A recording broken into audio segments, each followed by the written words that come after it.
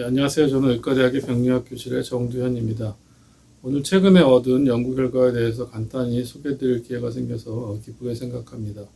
제 연구 분야는 면역학 분야입니다.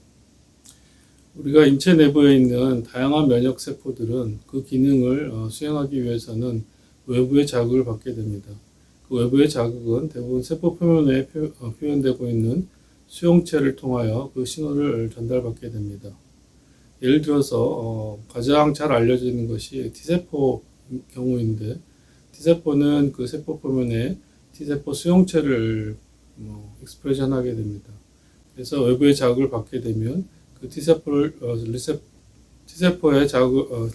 수용체를 통해서 신호를 전달받게 됩니다.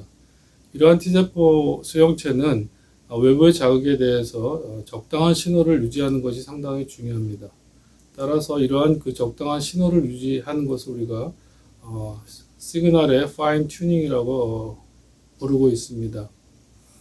신호가 전달받게 되면 그 수용체뿐만 아니라 그 주변부의 다양한 세포들, 단백질이 같이 어우러서 이러한 신호를 적당히 유지하는 그러한 기전을 갖고 있습니다.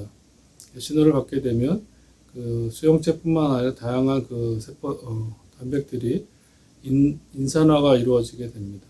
이러한 인산화는 카이네이즈라는 그런 효소에 의해서 이루어지고, 또 이러한 인산화가 된 그런 그 부분에 있어서 다시 적당한 그런 그 신호를 유지하기 위해서 탈인산화를 시키는 포스파테이즈가 존재하게 됩니다. 따라서 이러한 카이네이즈와 이런 포스파테이즈가 적절히 컴플렉스를 이루어서 적정한 신호를 유지하는 것이 그 세포 기능을 유지하는 데 상당히 중요하다 할 수 있겠습니다. 한편 저희 그 몸에 있는 그 대식세포, 즉 매크로페이지는 두 가지 종류의 세포로 유지되고 있습니다. 첫째는 각 장기마다 원래 존재하고 있던 그 대식세포를 우리가 티슈 레전트 매크로페이지라고 하고, 블러드베슬, 즉 혈관을 통해서 이동하고 있다가 염증이 발생하면 그 염증된 그 장소로 이동하여서 분화하는 그런 대식세포를 우리가 마이그레이터리 매크로페이지라고 불리고 있습니다. 티슈 레전트 매크로페이지는 브레인에, 즉 뇌에 있는 마이크로글리아, 그 다음에 간에 있는 쿠프셀, 폐에 위치하고 있는 알베올라 매크로페이지, 즉 폐 대식세포가 그 대표적인 예가 될 수가 있겠습니다. 이러한 그 티슈 레전트 매크로페이지는 인체가 발달되는 아주 초기 단계에서 그 각 장기로 이동하면서 거기서 스스로 분화하고 프롤리퍼레이션 하여서 그 수를 유지한다고 알려져 있습니다. 저희가 관심 있는 대식세포는 폐에 위치하고 있는 알베올라 매크로페이지입니다.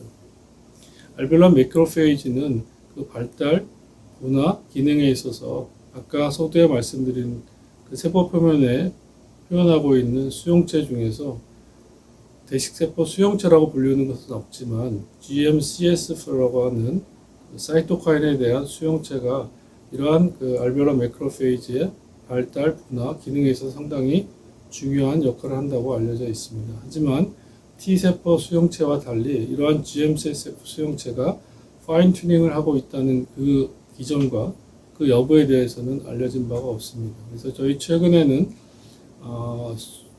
SSU72, 즉 SU72라고 하는 포스파테이즈, 즉 탈인산화를 시키는 효소 단백을 대식세포에 특이하게 노크아웃, 즉 결핍을 유도한 마우스를 이용하여서 연구 결과에 의하면 즉 폐에 존재하는 대식세포인 경우에서도 GM-CSF 수용체가 T셀 수용체와 마찬가지로 이러한 파인 튜닝을 하고 있다는 것을 알게 되었습니다. 그 연구 결과에 대해서 간단히 소개하도록 하겠습니다. SU72는 원래 뉴클레우스에서 존재하여 그 기능은 그 RNA 폴리머레이즈의 리사이클에 관여한다고 알려져 있습니다.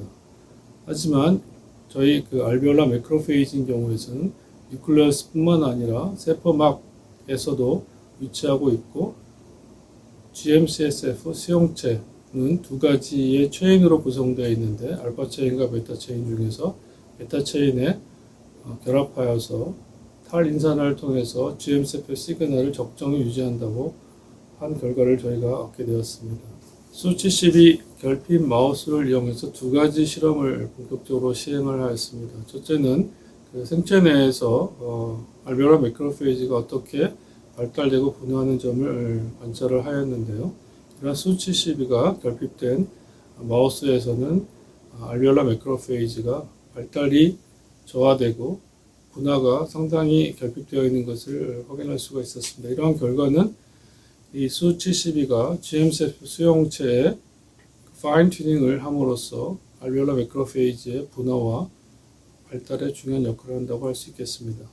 두 번째 측면에서는 이러한 수72가 없는 경우에서는 알베올라 매크로페이지의 기능이 어떤가를 확인해 보았습니다. 이런 경우에서는 수72가 없는 경우에서는 세포의 셀 사이클, 그 다음에 세포의 사멸, 그 다음에 사이토카인의 분비 또는 마이토콘드리아 기능이 상당히 저하되어 있다는 걸 알 수 있었습니다. 이를 종합하여서 보면 수72가 알베올라 매크로페이지의 발달, 분화 및 기능에서 상당히 중요한 역할을 하고 있다는 걸 알 수 있었고, 또한 이러한 그 기전은 GM-세포 수용체의 파인 튜닝을 함으로써 이러한 기능을 수행한다고 할 수 있겠습니다. 한편 알베올라 매크로페이지는 인체 내에서 폐에서 이루어진 여러 가지 질병에 중요한 역할을 한다고 알려져 있습니다. 예를 들어서 만성 폐질환 또는 천식 같은 것이 알베올라 매크로페이지의 역할을 알려져 있는데, 저희는 아까 말씀드린 수72 결핍 마우스를 이용해서 천식 모델을 적용해 보았습니다. 이때 수72가 알베올라 매크로페이지에 결핍되어 있는 경우에서는 천식의 유도가 현저히 저하되었고, 알베올라 매크로페이지의 기능이 떨어짐으로써 천식 유도가 상당히 잘 되지 않음을 알 수 있었습니다. 이러한 결과는 수72가 알베올라 매크로페이지 기능에 상당히 중요한 역할을 할 뿐만 아니라 그런 것들은 이 폐에서 발생한 여러 가지 질환에 많은 영향을 미치고 있다는 걸 알 수 있었습니다.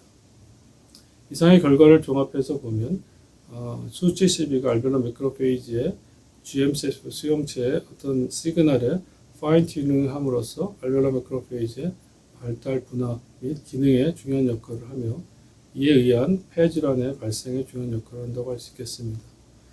여기서 흥미로운 점은 아까 잠깐 말씀드렸지만 수72의 지금까지의 기능은 뉴클레어스의 그 폴리머레이즈 RNA 폴리머레이즈의 리사이클에 관여한다고 알려져 있었는데, 이러한 그 개념을 넘어서서 알베올라 매크로페이지인 경우에서는 뉴클레어스뿐만 아니라 멤브레인에서도 이런 수용체와 결합하여 그 기능을 수행하는 것이 상당히 특이한 점이고, 또한 새롭게 밝혀진 내용입니다.